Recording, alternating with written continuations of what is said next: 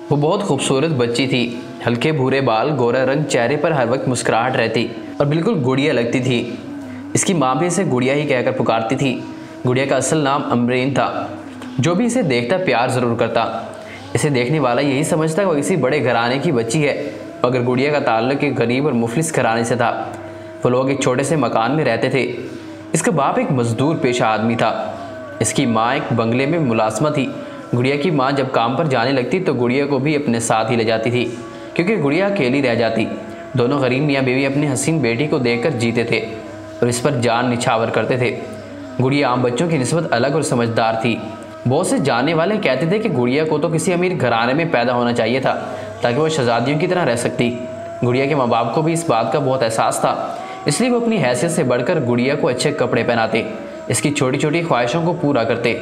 जिस बंगले में गुड़िया की माँ नजमा खातून काम करने जाती थी वो बहुत अमीर घराना था।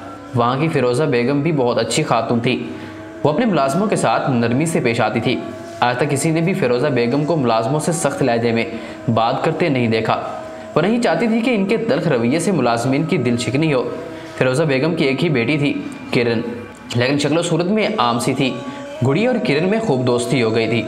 फिरोज़ा बेगम दोनों को खेलते हुए देखकर अक्सर कहती थी, ऐसा लगता है कि ये दोनों बहनें हैं। गुड़िया जब चली जाती तो किरण इस वक्त तक बेचैन रहती जब तक दोबारा गुड़िया ना आ जाए। माशाल्लाह दोनों में बहुत बनती है। नजमा खातून उनकी ताइन में सर हिला देती थी। अल्लाह नजर बद से बचाए। एक दिन कुछ ऐसा हुआ कि फिरोज़ा बेगम के घर कुछ मेहमान आए। वो लोग फिरोज़ा बेगम के रिश्तेदार थे। मुलाजमीन मेहमानों का सामान उठाकर कमरों में रख रहे थे। नजमा खातून खाने पीने की एशिया टेबल पर रखने लगी। फिरोज़ा बेगम एक तरफ सोफे पर बैठी मेहमानों से बातें कर रही थी। इनके मेहमान औरत ने इनसे पूछा, फिरोज़ा बाजी हमारी किरण कहाँ है? अब तो बड़ी हो गई होगी। फिरोज़ा बेगम हंसने लगी और कहा, इतनी बातें करती है कि आप लोग हंसते हंसते थक जाएंगे। मैं बुलाती हूँ, वो गुड़िया के साथ खेल रही होगी, जो हमारी नजमा खातून है, उनकी बेटी है। बस गुड़िया ही किरण की सहेली है।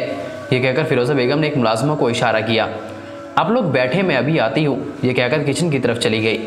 चंद मिनट बाद ही ड्राइंग रूम में गुड़िया और किरण दाखिल हुई। दोनों ने बड़े अदब से सलाम किया। एक औरत ने लपक कर गुड़िया को गोद में उठाकर चूम लिया। हमारी किरण माशाल्लाह इतनी बड़ी हो गई, देखो तो कितनी प्यारी लग रही है, बिल्कुल शहजादियों की तरह। छोटी थी तब भी अच्छी थी, लेकिन अब तो बहुत खूबसूरत हो गई है। अल्लाह देखो तो बाल कितने प्यारे हैं और चेहरे पर कितनी कशिश है। मेहमान तारीफ करते रहे। गुड़िया की समझ में नहीं आ रहा था कि वो इसे किरण क्यों कह रहे हैं। वो किरण तो नहीं, वो तो गुड़िया है। किरण तो वो है जो खामोश एक तरफ खड़ी है। इतने में फिरोज़ा बेगम मुस्कुराती हुई ड्राइंग रूम में दाखिल हुई। वो कुछ कहना चाहती थी, मगर अंदर का मंजर देखकर इनका मुंह खुला का खुला रह गया। वह हैरानी से कभी गुड़िया और कभी किरण को देखने लगी। किरण भी मेहमानों को देख रही थी। गुड़िया मेहमानों की गोद में घबराई घबराई सी लग रही थी। अगले ही लम्हे फिरोज़ा बेगम सारा मामला समझ गई। यकीनन मेहमानों ने गुड़िया को ही इनकी बेटी समझा होगा, क्योंकि गुड़िया किरण से ज़्यादा प्यारी और खूबसूरत थी। आम कपड़ों में गुड़िया वाकई गुड़िया जैसी लग रही थी, जबकि किरण अच्छे कपड़ों में भी आम सी बच्ची लग रही थी। यही वजह थी कि मेहमान धोखा खा गए, लेकिन इसमें कसूर किसी का भी नहीं था, बस एक गलत फहमी हो गई थी। नजमा ने कहा, अरे भाई आप लोगों को गलत फहमी हो गई है। भाई ये तो किरण की सहेली गुड़िया है, किरण तो ये है। फिरोज़ा बेगम को चेहरा अजीब सा हो गया। इन्हें शर्मिंदगी महसूस हो रही थी। एक औरत ने कहा, मजाक तो नहीं कर रही हो? ये भी कोई मजाक की बात है? फिरोज़ा बेगम शर्मिंदा लग रही थी। मेहमानों ने किरण को देखा और एक औरत ने किरण को बुलाया। गुड़िया और किरण को साथ साथ बिठा कर दिया। इस वाक़े के बाद फिरोज़ा बेगम के दिल में नफरत और हसद की चिंगारी भड़कने लगी। नजमा ने कहा, बहन जी अब मैं चलूँ?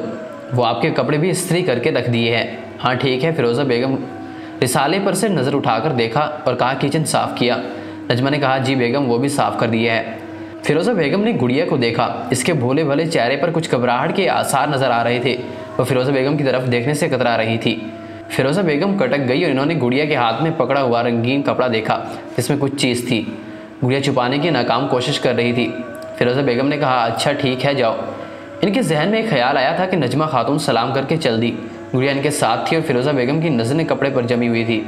फिरोज़ा बेगम ने ज़ोर से आवाज़ लगाई, गुड़िया इधर आओ।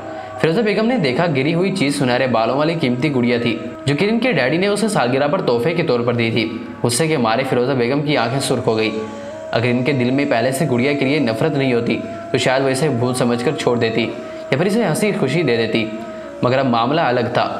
फिरोज़ा बेगम को मौका मिल गया था। बेचारी मासूम गुड़िया डर के मारे रोने लगी। फिरोज़ा बेगम आतिफिशा की तरह फट पड़ी। फिरोज़ा बेगम के बदले हुए नफरत अंगेज रवैये ने नजमा को दिली सदमा पहुंचाया था। और इस तरह अब वो इस घर में काम करने नहीं आती थी। अल्लाह ताला ने जैसे भी औलाद दी है उस पर खुश रहो और किसी और की औलाद की तारीफ़ें और इन पर बुरी नज़र रखना छोड़ दे। औलाद तो औलाद होती है, चाहे वो खूबसूरत हो या ना हो। वो तो माँ के लिए एक हीरा होता है। अपनी औलाद की ऐसी तरबियत करे कि लोग उसकी खूबसूरती को नहीं बल्कि इसकी सीरत और इसके अखलाक को देखें।